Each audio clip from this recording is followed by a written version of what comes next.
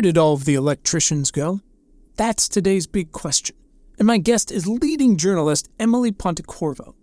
Until recently, Emily was an energy, environment, and climate reporter at Grist, one of our favorite publications. She's now moved on to the new climate newsroom, Heatmap. Emily did a deep dive on the workers, subsidies, and training schools behind America's electricians, or lack thereof. I knew she was the perfect person to help me, and therefore you, understand where we go from here. Because we need a lot of electricians to electrify everything, and the problem is we're short a lot of them, with the most experienced among them set to retire soon. It's complicated, it's systemic, as they say, and it's holding us back. So I need to, and you need to understand what the bottlenecks are when you can't find an electrician. We've all been there. And how we can market to future electricians to then educate them, to train them, and to support them as a new generation of truly essential workers. Welcome to Important Not Important. My name is Quinn Emmett, if you're new here, and this is Science for People Who Give a Shit. Emily, welcome to the show. Thanks so much for having me. You're welcome. You're welcome. Hopefully you won't regret it by the end. Emily, we'd like to start with one question to kind of set the tone for this nonsense, because what we talk about here is important and serious, but, you know, we should have some fun with it because nobody likes talking about climate change for an hour. It's very sad. Emily, why are you vital to the survival of the species? And I encourage you to be bold and honest. And I've asked 154 guests that, so, you know, it's a high bar. Wow. What a question. God.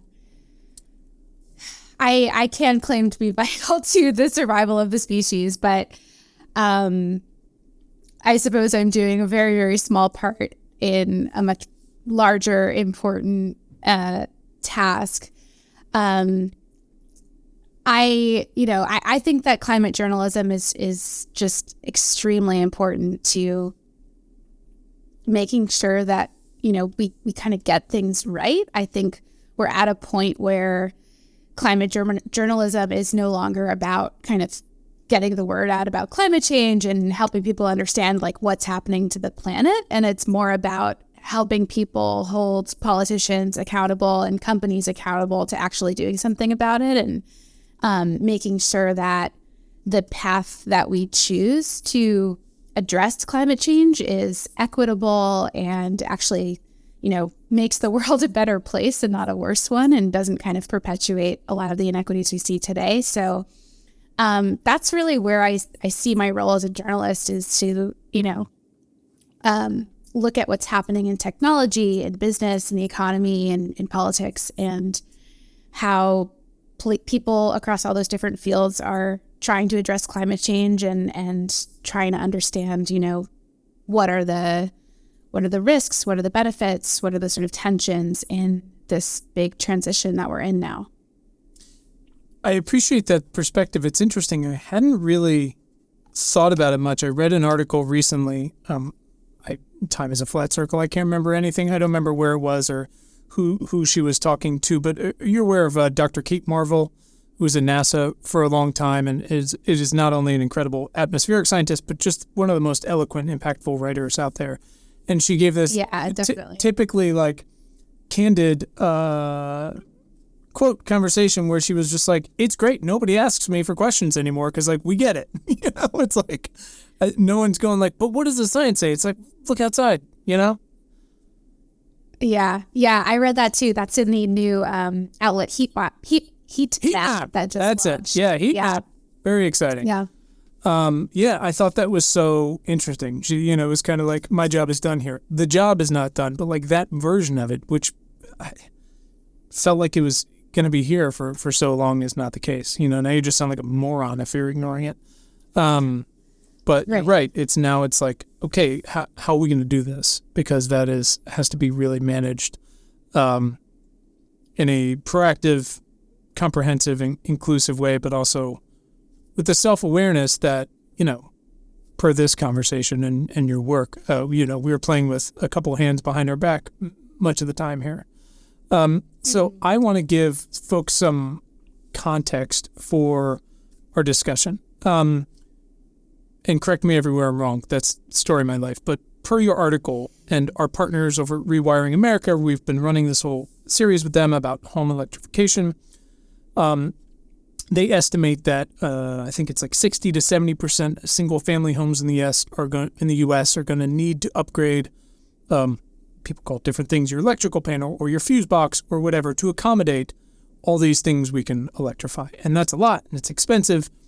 It's more complicated than just simply swapping these things out. That's just the brains of the operation. Before we get into all these different pieces of the puzzle that we've been talking about a lot here, but and per your article, again, in California at least, that's one certified electrician for every 478 housing units. That's the existing ones. And by some estimates, we need to build like 4 million new homes in the U.S. So we have an enormous amount of work to do that we get to do, as I would say to my children. Not we have to do, we get to do. And we don't have a lot of folks to do it. Am I off base there? Again, I want to paint the picture for folks before we get into the whys and the hows. Yeah, I think you've gotten to the heart of it. Basically, about a year ago, I started looking into the shortage of trades workers in the country. And I think this is something that I feel like it's a little bit cliche. Like, people sort of have talked about this for years, that like, oh, people don't go into the trades anymore. We don't have enough trades workers. And I kind of wanted to like dig into that a little bit and figure out like, what does that actually look like on the ground? What does that look like for homeowners who need work done on their homes, for contractors who are trying to, hire people to get work done? And then I kind of zoomed in on California because it's this place where a lot of the work, the clean energy work that needs to happen to cut emissions, like electrifying homes and building renewable energy, that's just, they're a decade ahead of everyone else. Right. They've been working on it a lot longer. And so, the hypothesis was sort of that if demand had sort of increased anywhere, it would have been there. Sure. And specifically in the Bay Area. And yeah, I think, what I found was that it's, no matter, everyone that you talk to pretty much agrees that the kind of a number of electricians, like was specifically looking at electricians, although I think the case holds for HVAC installers and plumbers and other types of trades workers. But, no matter who you talk to, people are like, I couldn't find an electrician, or I can't hire any workers. And like you said, we were able to kind of dig up some of these data points about how many there are out there for the population that exists. And it's just pretty striking. Yeah. And it's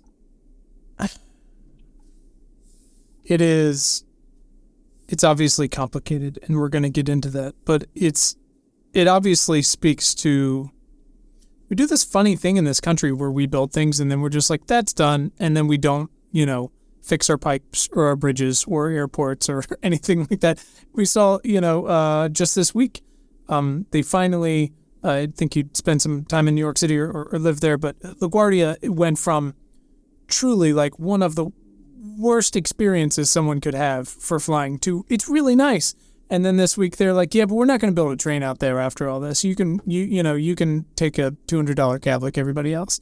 And it's just like, we look at our workforce the same way. We have sort of had all these folks who either grew up and their parents were in unions, or they went to trade school, or they worked as apprentices, or whatever it might have been in all those places. You talked about electricians, plumbers, HVAC, all these different things, carpentry, construction, and then we just kind of left it behind. And you look at the top 10 most lucrative college majors if you can afford to go to college, right? Or if you've been told you can afford to go to college because you have all of these loans that are available, but then it turns out, 89% of people or something like that will never actually pay them back. It's this fascinating like pyramid scheme we've walked ourselves into, where now like we have to do all of this work, and we are going to have a very difficult time doing it because we're very much behind the eight ball on the people front. It's interesting. I don't know. I don't know why we do it. It's a further like sociological, anthropological question, I guess. But let's get a little more practical today. So we did this conversation with a gentleman named John Semmelhack, who's runs an HVAC company in Virginia called the Comfort Squad. And I managed to magically convince him to replace the heat pump in my house. And he's kind of the showman of the whole thing. And then his partner comes and, assesses the whole thing and says, this is where we're going to do everything when it's time to do the work. And I had this conversation with his partner, just, I have a difficult time not getting into it with him. I'm, about these things because I want to know how my house works, but also just obviously because I care. And it was fascinating talking to him because he, makes these interesting points like, yeah, hey, listen, it's hard to convince somebody that isn't already inclined to do so to spend their career under a house, essentially. He's like, you kind of that's not one of those things like, it's got to be a lot of money or it's got to be a lot of security or this and that to convince somebody, because that's kind of like a trait you have or a trait you don't, like you're either, you can like stomach blood and be a doctor or you can't. And that's great. And there's other ways to serve the medical profession, but no one can convince you like, nah, it's fine. Blood's fine. You're going to be okay. Or teeth or whatever. And that was interesting to me because again, that's not something like you can totally fix, but it does seem like there's so many people that would appreciate knowing how much money you can make doing this. So the security of the work in the sense that you're probably always going to have a job with everything we've got to do. But it's more complicated than that. So let's get practical with it for a moment. Imagine you, Emily, need an electrician and you find a reputable one from a friend or Angie's List, whatever Angie's List calls itself now, whatever it might be. And you call them and they're like, yeah, no, we do that work. That's super great. I will call you in 2024.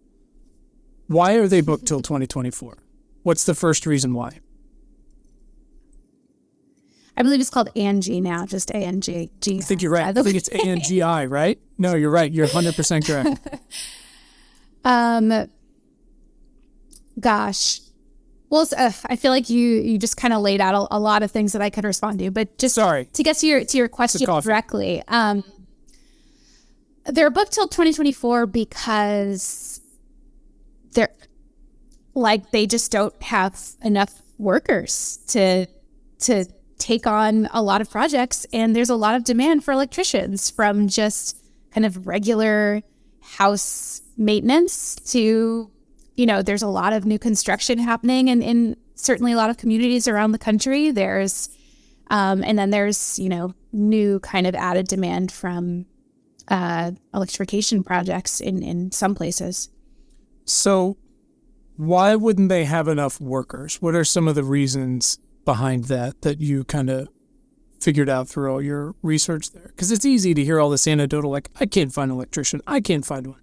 What are the really systemic reasons? Yeah, so I think you kind of alluded to a few of them as you were talking a minute ago, but I think there's like a couple of things going on. I think there's one that we've really shifted in the U.S. to really valuing four-year colleges and kind of pushing all of our students across high schools around the U.S. to apply to a four-year school and go get some kind of professional degree. Whereas like we used to offer vocational education in high schools, kids used to have the option to learn construction skills in high school, potentially qualify for some kind of apprenticeship program or pre-apprenticeship program right out of high school. And there used to just be a lot more infrastructure for people to be exposed to these careers and kind of funneled into them. And so that's one thing I think that's happened. I think, along with that, there's the kind of cultural or, what you brought up about how, you have to kind of want to be willing to get dirty and spend your day in an attic or under a house. I think that there's, people are, one thing that I heard in my reporting is this idea that people might be sort of lured into like tech jobs because they're flashy and they pay well. And there's this sort of like lack of understanding that a job as an electrician can also pay six figures and can, potentially provide a lot more independence than a job working for Facebook or Google or something. You can make your own hours, you can own your own business, that sort of thing. So yeah, there's sort of like this lack of information out there about what these careers are like and how much money people can make. And it's unfortunate, I think, another sort of interesting idea that came up in my reporting was the folks who I spoke to who were electricians, one thing that they loved about the job was how hands-on it was and how they're spending all day, solving problems and working with people. And I feel like, in this modern world, so many of us kind of lament that we spend so much time alone on our computers. Yeah. And I think that there really could be this sort of salve of the spirit to kind of get more people into these careers. But that's more of just my own sort of idea. No, but it makes sense. I mean, I close my laptop at the end of the day. I'm like, there's no evidence that I did anything today. There's show me, as opposed to, there's a house going up in my neighborhood. My kids and I drive by and I'm like, look at all the different kinds of workers and they're doing this and you over time and you're like, there you go. And they're working with each other and they're playing music. It seems great. Right. Talk to me about the state of trade schools. I know, I believe the infrastructure bill and the IRA both have a decent chunk of money for states to spin up more education and training programs. But like you said, we have pushed college so much. Turned out this is not going great for 1,000 other reasons. But talk to me about the state of trade schools, because from reading your reporting, which was so comprehensive, it was really interesting because I've spent a lot of time over the past couple of years trying to understand why we're so short on nurses. And part of the reason there is, and again, it's a succession of bottlenecks, which are basically choices we've made. It is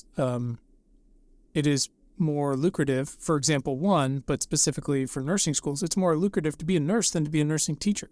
And so people can't find enough nursing teachers, and so nursing schools don't have staff, yada, yada, yada. So talk to me about, again, if that's applicable there or what else is going on, and then we can get to how the new bills might affect that.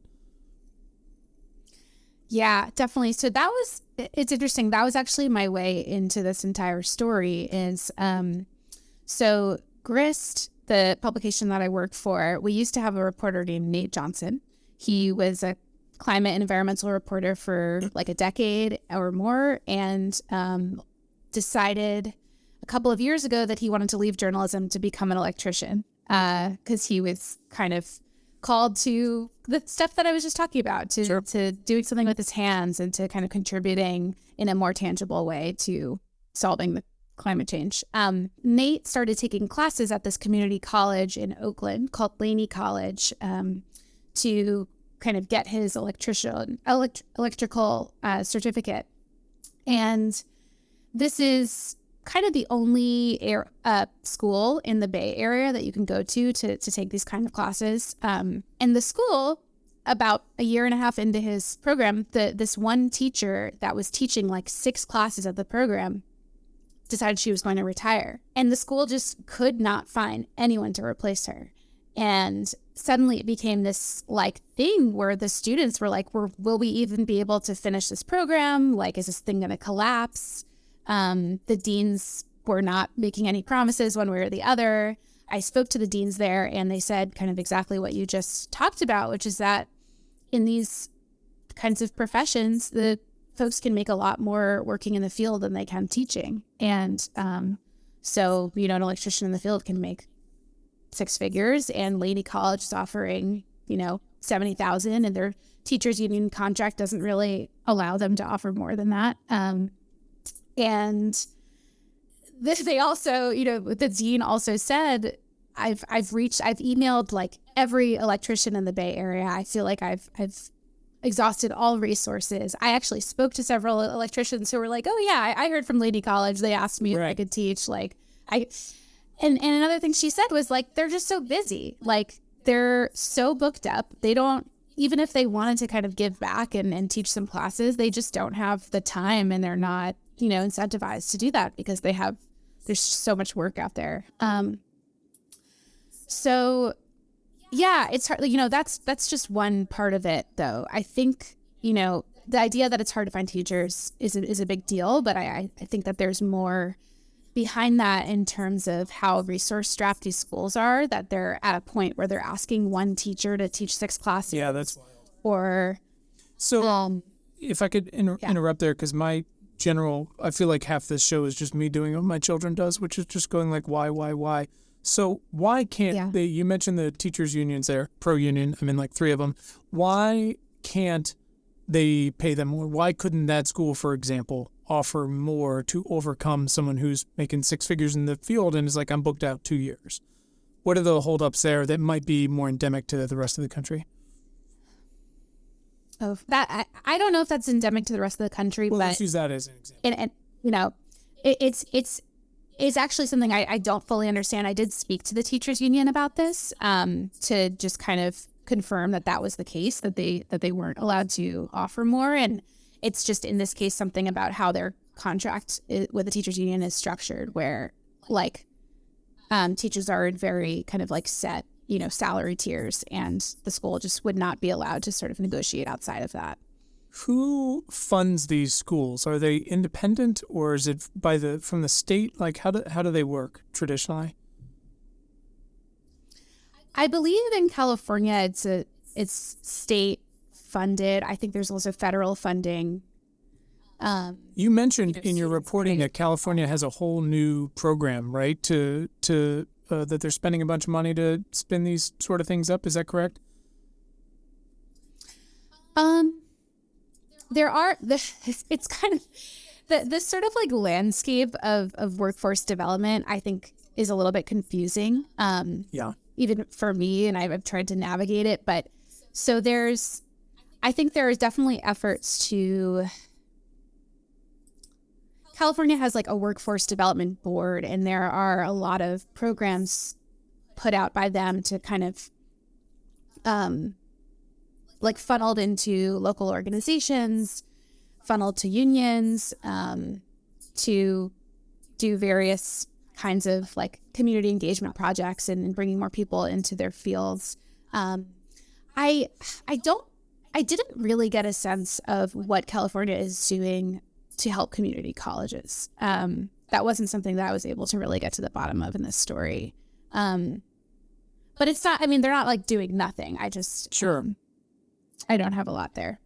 No, but it makes a sense. Again, not to keep bringing it back to healthcare, but there are these massive deficiencies in both where you go like, we all saw, and then we got into this conversation of like, did someone die of COVID or with COVID? Because while all of COVID was going on, pre-vaccines or when they were rolling out and everyone didn't have them yet, we had to remind ourselves that our regular healthcare system and the people involved in it in whatever way, whether you're a patient or a doctor, was ongoing. And so you had everyone not getting cancer treatments and things like that. So as you alluded to in the beginning, forget all these new homes we have to build and all of this incredible work that the IRA is going to unleash.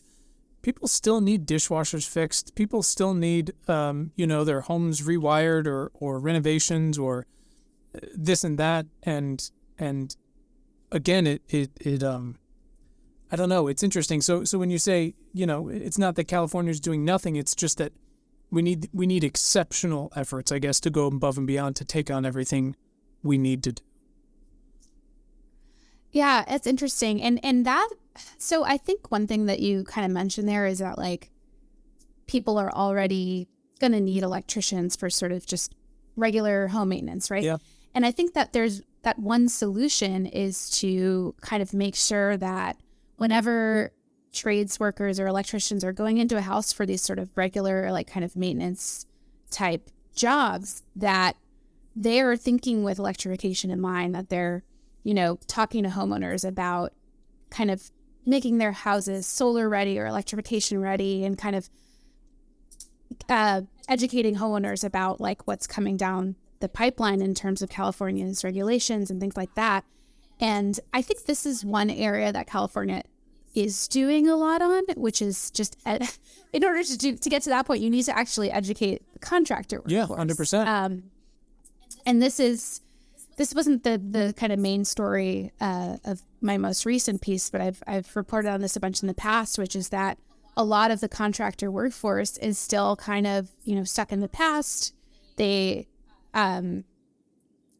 still a lot of skepticism out there, I think, about like heat pumps and about Sure. the merits of electrification and how to even go about it. And so California has this program called the Tech program, where they are enrolling contractors into these educational training programs and teaching them about electrification. That might have been what I was thinking about of. Incentives. Yeah.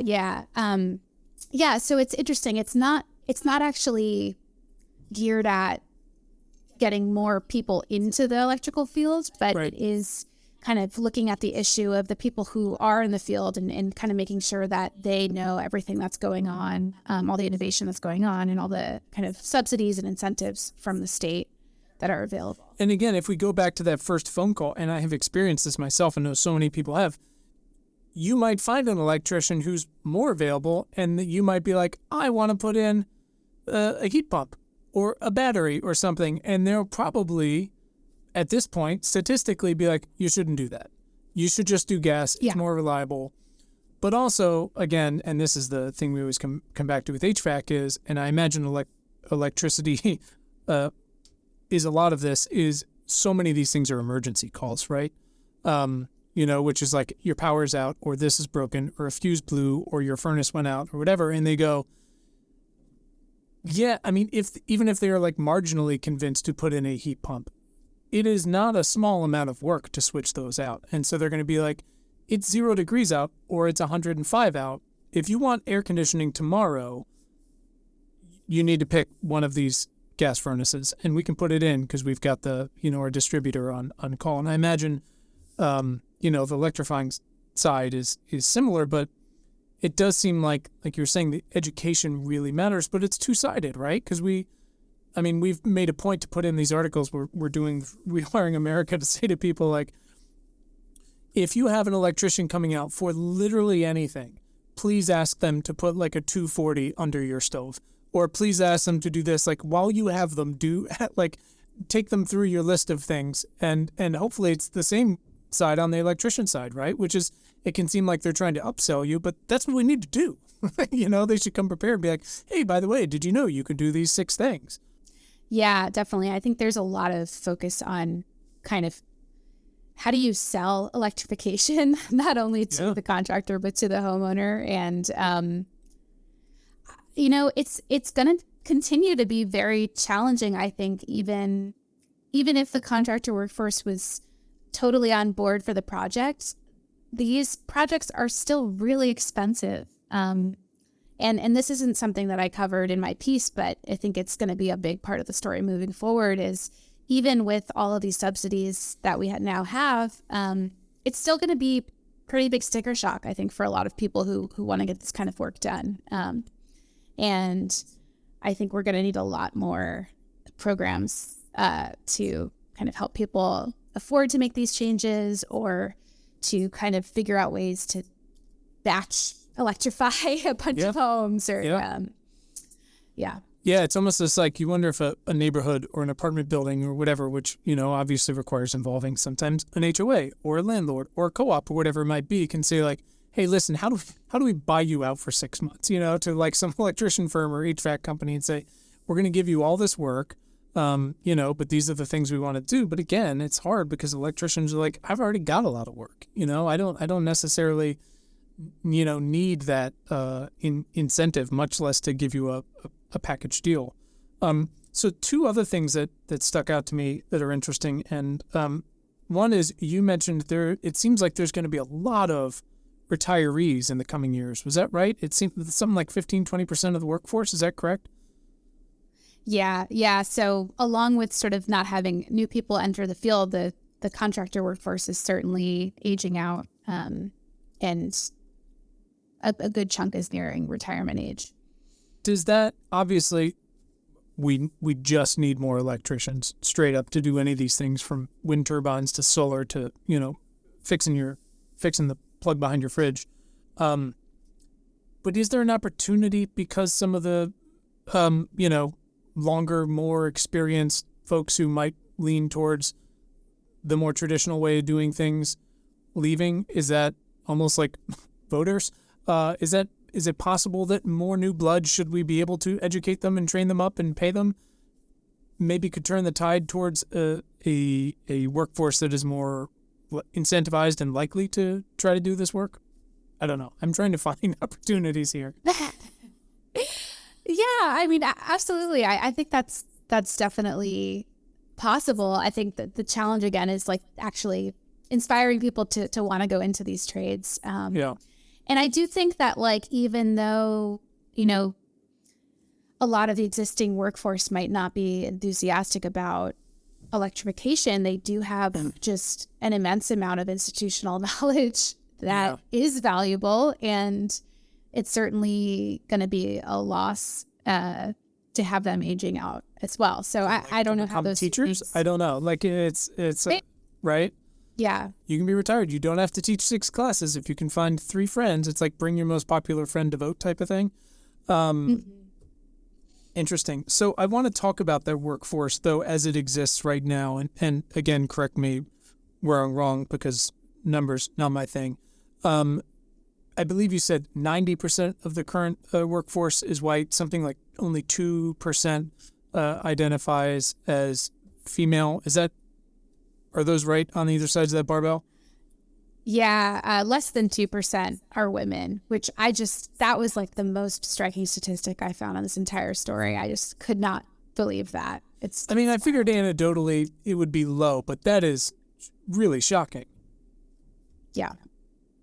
Were there any... Yeah, so... Go ahead, please. I was just going to say that, so one thing I was trying to explain earlier is I think a lot of the workforce development work, for lack of a better term, that is currently happening and that will continue to happen, happens at a very sort of like local level. There's kind of community organizations around the country that are kind of built to try to organize training opportunities and inform people about, union apprenticeship opportunities and things like that. And so some of those organizations that I spoke with, they really see the task of kind of getting more people into the field as one that's entirely about diversity and opportunity for people who have historically not been a part of these trades. So to them, it's really about making sure that as money comes out from the IRA and the infrastructure law, that,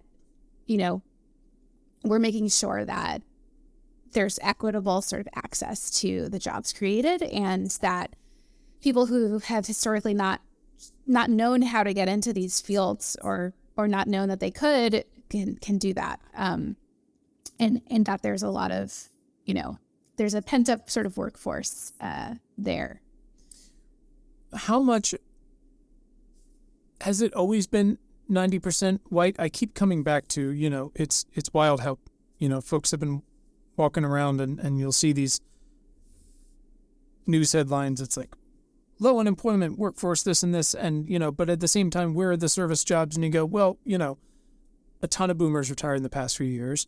A ton of boomers died in the past few years from COVID.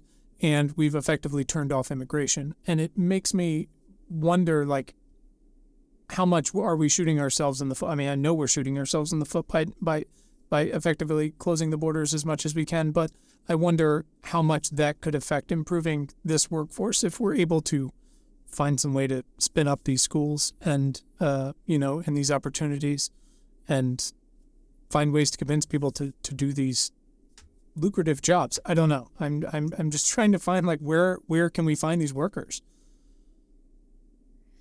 I think that there's no I think that there are plenty of people in the U.S. who would want these jobs if they knew about them and they knew how to get into them. There's one argument one person I spoke with who is a very kind of union labor advocate feels very strongly that part of the problem is that the way that we sort of devalued unions in this country, and feels that if there were strong labor standards attached to electrification subsidies, that we would, that the unions would kind of experience more demand. They would be able to bring more people into apprenticeship programs. And because those programs actually don't seem to kind of suffer from the same funding or staffing challenges that community colleges and other kinds of trade schools have. They have such a proven track record of training people and kind of placing them in jobs. But the problem, at least for electrification, is that unions aren't really, it's very hard for them to compete in that field. And so there's this idea that kind of strengthening unions and, giving them more power on a local level could create new sort of funnels to get people who historically weren't able to get into unions into those kinds of apprenticeship programs. So, obviously, unions have just gotten their ass kicked so much in the past, 30 plus years on so many fronts. But so what is the state of the union workforce when it comes to electricians now and labor standards? Obviously, you're saying we could do so much more to strengthen those and to strengthen the pay around them and all of that. But I guess what is the status? I don't have any idea, to tell you the truth. Yeah, I think it's really different in different places. So, for example, I spoke to the head of the local electricians union in Rhode Island, and there they have laws that basically require all rooftop solar installations have to be union labor. And so the unions have a total lock on the rooftop solar market in that part of the country. But that's so different state by state. Yeah. In California, it's not like that at all. None of the residential work is done by union workers pretty much, unless it's a big multifamily building. And it's much more sort of independent contractors. Yeah. And there's different, perspectives, I think, on whether that work should be unionized or not. I think some people think that independent contractors, are notorious for kind of taking advantage of workers, not paying them enough, not giving them health insurance. And I'm sure that is true. But I'm sure there are also a lot of outliers who do those things. So, sure. Yeah. Yeah. There's nuance to it, which is usually the applicable scenario. So after all of this sort of coverage, what do you feel like are some of the either solutions that exist in all of these different versions across 50 states and so many localities and areas like the Bay and not at every level here, from the marketing, just at, it's advertising any business. You make people aware of it, and then you make them actually interested in it, and then you really sell them on it. Are there any successful examples of just making people aware that this is something that they can do and that the work and lifestyle benefits are much better than they probably imagined because we've done such a poor job? And then are there any examples, again, further down that funnel of, okay, educating, okay, training, hiring, et cetera, because again, when I talked to John's partner, he was like, look, yeah, I could train people. I would do that. He's like, but then I'm going to pay them to train and they're probably going to leave and go to another job. And I've spent that money. He's like, I don't know what the answer is. And that's tough. So again, I'm looking for any other solutions that you feel like, or maybe you've dreamed up yourself through all this, that we can start to work on. Yeah, definitely. So just jumping off the example you just gave, I think one thing folks that I spoke with for my story mentioned was there is money in the Inflation Reduction Act for state energy offices to come up with their own programs for workforce development. And one suggestion was a program where contractors like John would get paid to train people. And in that case, because it basically is costing him money to take someone on as a trainee and with no guarantee that they're going to stick around. And you're saying this wouldn't be money out of his pocket. Exactly. Okay. So that's one idea. I think there are also, there's, in the bipartisan infrastructure law, there's most of the money in that legislation has labor standards attached to it, but it's still kind of unclear how that's going to be implemented. And there are a lot of ideas out there about how to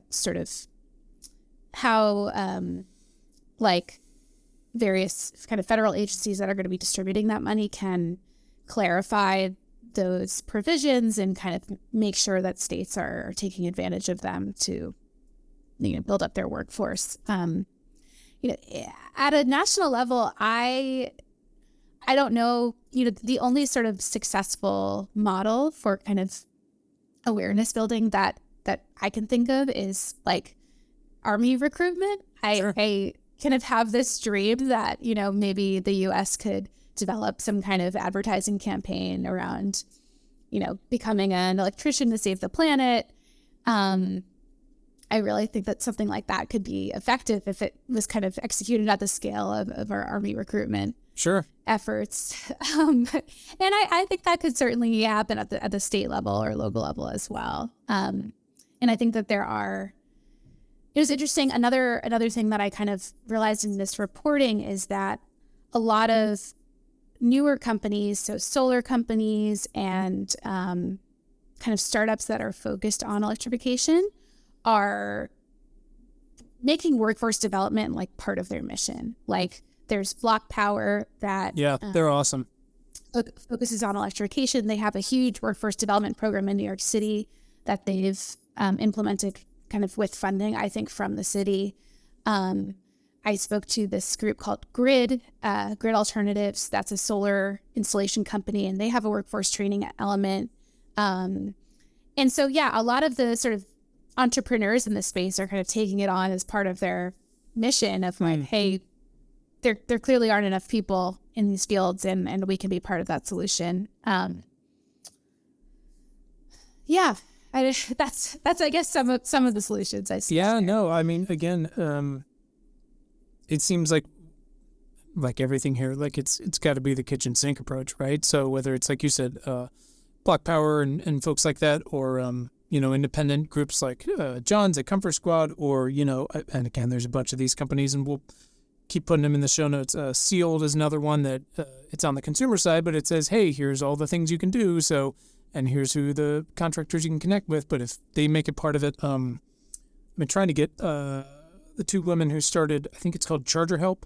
They are basically like, half the EV chargers in the U.S., like, one, we don't have enough, and two, the ones we do have don't work, and everyone's really annoyed about it. So we're going to train up and employ this, huge workforce of people who that's what they do, because it's got to be better. And it's like, well, you're going to have to train them. So, I'll take every version of it. But yeah, that's my goal, is just where is it working? How can we support that? And how can we emulate it in more places? Obviously knowing that, like, it is more complicated than we have to do this, because that's cheating.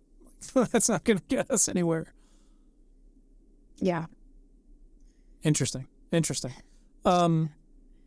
If you were to cover this again in a few years, where do you see sort of the trends going with the retirements, with less than 2% of women, with I guess all this money that's coming in 1,000 different ways on the consumer side and some on the training side? Where do you feel like there's going to actually be measurable change, or do you? Oh, you're asking me to predict the future? Correct. You're welcome. Take a shot. Yeah, I don't know. Gosh, I think it's really hard to say, especially in terms of the demographic stuff. I would like to say, we'll see more women and we'll see more people of color in these jobs.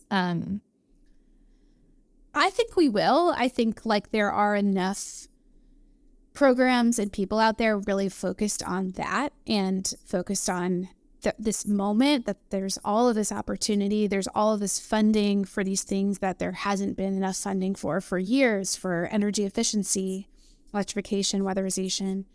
There's a lot of people focused on making sure that those opportunities benefit people who have not benefited in the past. And so I feel optimistic that we will see like kind of a demographic change in the field. I think, though, what I feel less certain about is how many homes are we going to electrify? How big, will we actually build up the field? Will we get more people to go into these kinds of jobs? Will there be some kind of major backlash because people are either getting bad installations or they're getting sticker shock, or, people are just starting, as people kind of realize how complicated a lot of these renovation projects can be. I think it could potentially bring some backlash. I don't know. There's sort of a lot of different threads that I'll be following, but I think it's a complicated one. I mean, we gotta press a lot of different buttons at once, but it's one thing to say, we have to do this. It's great that there's all this money involved, so there's going to be consumer demand at the same time. We don't necessarily need that much consumer demand because they're already so busy, but hopefully that will push more things. And maybe there will be more, for-profit college is an entirely different conversation, but maybe there will be more entrepreneurs who are focused exclusively on going well, fuck it, how do I find either the incentives as they're programmed and written, or the loopholes in some of this legislation, or, like you said, in some of these state offices. I know you said that not even every state has one of these offices, correct?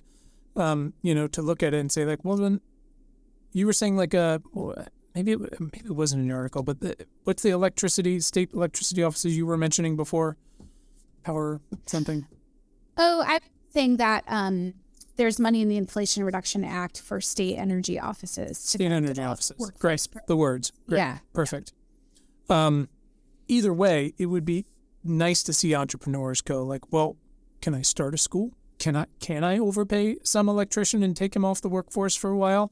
If that's what it takes, and then make that sort of self-reinforcing. I don't know, but clearly we need, more out-of-the-box ideas that can then be replicated in more places to really address so many of these bottlenecks. And like you said, it's the greatest marketing country in the world. How do we not have the Uncle Sam type of thing, or the Nike or whatever it is to attract folks to kind of do this work for whatever reason? You want to get into it in for the money? Great. Don't care. You want to get into it because you want to do a green, meaningful job? Great. Have at it. It's we just need the work done either way. Yeah. And actually, one thing I forgot to mention earlier is that I had sort of very casual conversations with some folks who work in education, kind of throughout reporting on this that didn't really make it into the story. But I think that we are starting to see at the high school level, guidance counselors and sort of people in that field. Sure. Coming back to the trades and kind of seeing that those are good options for their students as well. So I do feel optimistic about that. And I understand that that's complicated. I was very lucky to go to college, not come out with a ton of debt. I had an incredible experience. It shaped me.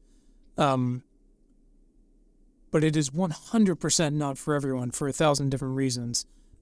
Much of that is affordability and whether you can ever pay these things back, whether student loan cancellations actually happen, they might be changing right now while we're on the phone. I have no idea, but that's sort of the Band-Aid. It's complicated, but I understand why it's wonderful. We're empowering guidance counselors and teachers, and if we can turn shop classes back on, all these different things. But I also know, seeing, having kids in school who are very privileged and, are probably going to be able to get to do what they want. But to say to a parent, hey, maybe college isn't for your kid. Maybe they could do this because they're interested in this, or actually there's more money there, because we have now trained a generation of parents to think that's what my kids are supposed to do because that's the way for them to succeed. It's a complicated conversation. Yeah, definitely. I think, and I think that's where something like a marketing campaign Sure. can come in and really change the perception of these jobs and how valuable they are to society.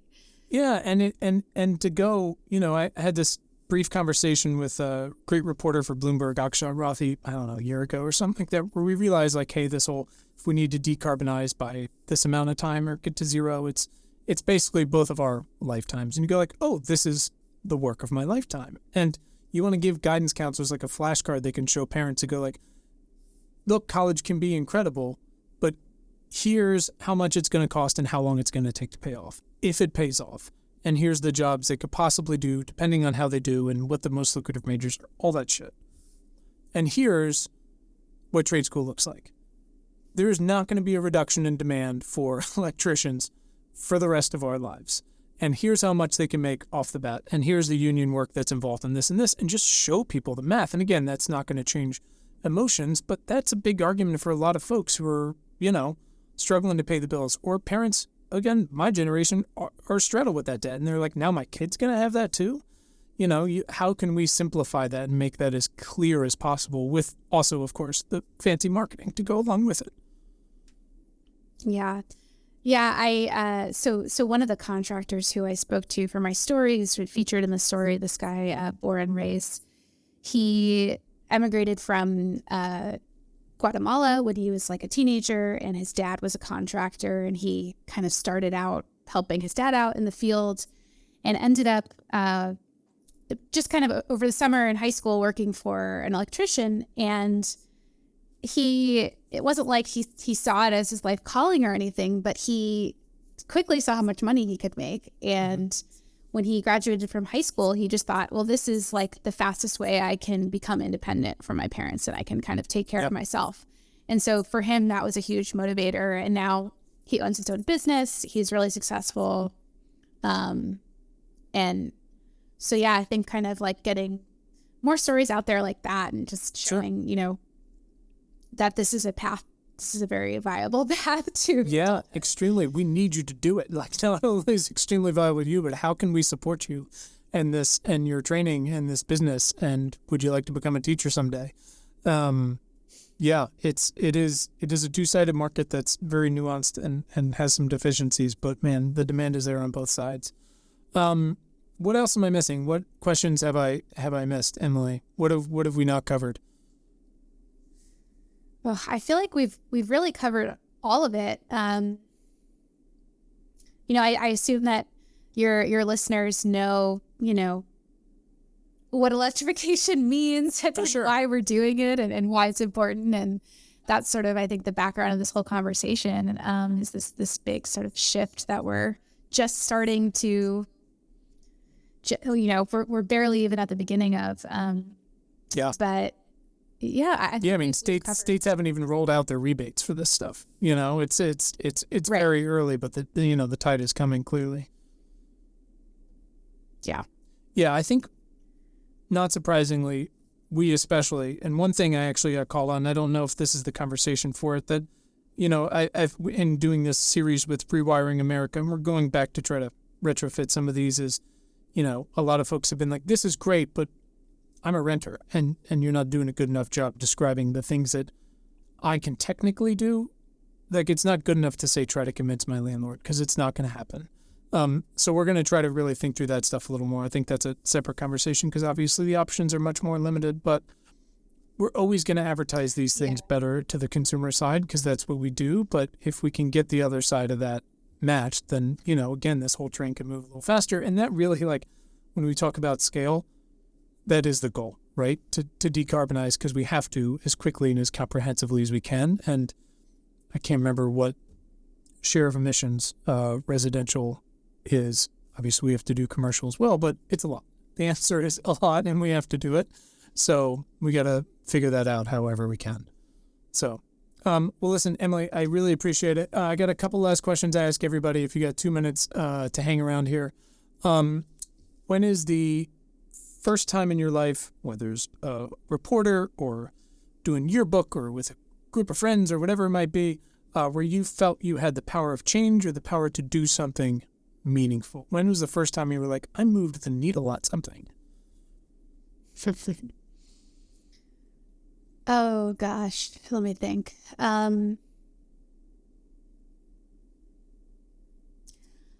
I think, so I published a story in 2021 about a homeowner in New York State who was trying to electrify his home. And that story really focused more on the contractor issue that we talked about earlier, where, he called 10 contractors. Most of them told him, oh, you don't want to, why would you want a heat pump? Like, you should just stick with gas. And it kind of focused on that contractor education side of things in a place like New York, which has a lot of, money going to electrification and kind of state goals around this. And the story really took off. A lot of people read it. I think a lot of people in New York State read it. And I think I got a lot of feedback from people that, that it had just made the rounds sort of in the electrification community and in the policymaker community. And I don't know that it directly, resulted in any specific actions, but I think that it really kind of like made a splash in terms of highlighting that problem and getting the state to kind of do something about it. It's easy for these to be, at best, a collection of anecdotal experiences among folks, right? But journalism can do such justice to saying, take a step back and go like, wait, is there more to this? Is it so anecdotal? And then why and why and why? And it seems like through that piece and this piece, you've done such a good job of going like, here's how the machine works or doesn't work for that sense. And the places where it is working. And we're obviously big fans of solutions journalism here and highlighting like, this is what's working in these places and can it be replicated? Can it not? Well, here's what's unique and what's not. But that does matter. So that's awesome. And New York is doing a lot. But again, it's complicated. It's not simple anywhere. You look at, the Northeast alone, it's easy to be like, get a heat pump. They're like, we run on oil. Like it is not the easiest thing to replace. You think switching out a furnace is hard. Holy cow. What a complicated scenario. And it's easy to look at the West Coast and be like, well, nobody's got anything. You're starting from scratch. It's like, do you know what it's like to renovate a home and put ductwork in from scratch? Like, good luck, So it's unique everywhere, but the impetus and the demand is there. Who is someone who has positively impacted your work in the past 6 months? It can also be a dog. We love dogs. I'll give it 2. So you mentioned Akshat Rathi a minute ago. He's, I admire his work a lot. He's someone I look up to and have gotten to know a little bit over the years. And I just think he's a fantastic journalist and I read everything he writes. So that's not just the past 6 months, but definitely one of my inspirations. Love it. I just started working with a new editor at Grist. His name is Chuck, and he's been a great influence as well. Awesome. Thanks, Chuck. All right, Emily, last one. What is a book you've read this year in all of your free time that has either opened your mind to something you hadn't considered before or actually changed your thinking in some way? We got a whole list on Bookshop for folks to check out. Well, I read this book that I wrote about for Grist, so your listeners can look it up if they want. It's called, I'm going to maybe butcher the name. I believe it's called Ending Fossil Fuels, Why Net Zero Is Not Enough. Okay. It's by this sociologist named Holly Jean Buck, who she's someone who has focused a lot of her research and writing on carbon dioxide removal. I don't know how familiar your listeners might be with that area, if you've covered it before, but it's about, not just stopping emissions, cutting emissions, but also actually finding ways to remove carbon from the atmosphere to draw it back down and either sequester it underground or in trees and other plants. So she wrote this book about, basically the idea of net zero is that we're going to cut emissions to a certain point and then kind of balance out any remaining emissions with carbon removal. And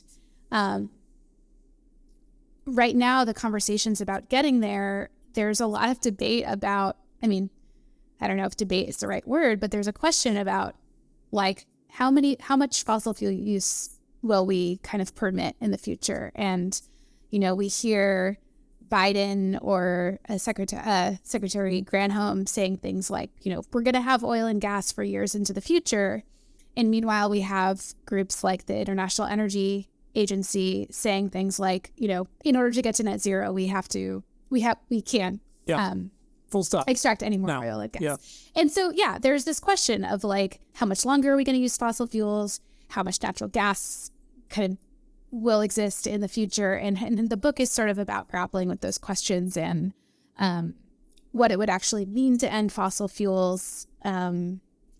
And it's fascinating, and I definitely recommend her writing for anyone interested in these questions. Yeah, it's a provocative question. It's one thing to say, like, no more emissions. It's another to say, like, we got to remove it all. It's another to take that big step back and go, okay, what does that really mean to effectively, like, undo the entire machine that has fueled, the past 150 years? And is that possible? And if so, what will that actually require? Because like you said, when the IEA is like, no, you have to stop now. Like there's no more, like we can't do any more. Those are the questions we have to ask. It's not, and they're hard questions, obviously. There's a lot of folks involved on every side, but it's the same thing as, looking at, and I just spent 15 years in Los Angeles. It's the same thing as, looking at the Colorado River, situations like that and going, hey, we got to have a real talk about what it means to live out west, because it can't be the version it's been for a while. And that's not a fun conversation for a lot of folks, but they're the ones we have to have going forward. So I love that. I will check that out. It'll go on the list. That is fantastic. Emily, you've been amazing and put up with so much today already. Where can our listeners follow you online, read your reporting, all that jazz? Well, I actually have a bit of news. So you can follow me on Emily Pont at Twitter. On Twitter, you can look up my writing on Grist. And this is actually my last week at Grist. Wow. I probably should have mentioned this at the top of this. No, it's great. That's fine. That's why I'm recording the intro again. Podcast. No, let's do it. But I'm actually leaving to join Heatmap. Oh, no shit. Nice. Awesome. Oh, man. There's some killers. I mean, look, love Grist. I mean, the best. But Heatmap looks awesome. I mean, just some incredible folks over there. Yeah. It was a hard decision. I'm very sad to be leaving Grist. But I'm very excited. Heatmap is going to be awesome. Your listeners should definitely subscribe. Yeah.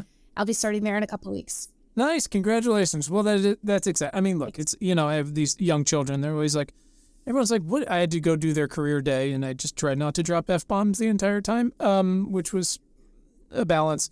But, they ask these kids, what do you want to be when you grow up? What do you want to do? And the thing I try to help them understand is like, you're not going to do one thing and you're not going to work at one place. Like this isn't the 19, you're not going to be on the same factory line forever. Like Grist is incredible, and some people stay there for life, and yet journalism is filled with incredible folks who got their start there or were there at some point and learned some way. And obviously we just need more of these things. So Heatmap is not like some competitor. It's like we just need more, and we need more people trying to do it in a bunch of different ways, whatever moves the needle on this stuff, right? I feel like that's the ethos of this conversation. Well, congratulations. That's really exciting. Thank you. And we'll put the link to Heatmap in there. And that's it. I really appreciate it. Thank you for your time and all your exhaustive reporting on all this stuff. It's helpful. Thanks so much, Quinn. Thanks for your interest in the story, and this is really fun. For sure. And that's it. Important Not Important is hosted by me, Quinn Emmett. It is produced by Willow Beck, edited by Anthony Luciani, and the music is by Tim Blaine. You can read our critically acclaimed newsletter and get notified about new pods at importantnotimportant.com, where we've also got fantastic t-shirts, hoodies, coffee mugs, stickers, and more. I'm on Twitter, if it's still around, at Quinn Emmett. We are also on LinkedIn. You can search my name or the company there. You can always send me feedback, questions, guest suggestions, anything like that on Twitter or at questions@importantnotimportant.com. That's it. Thanks for giving a shit.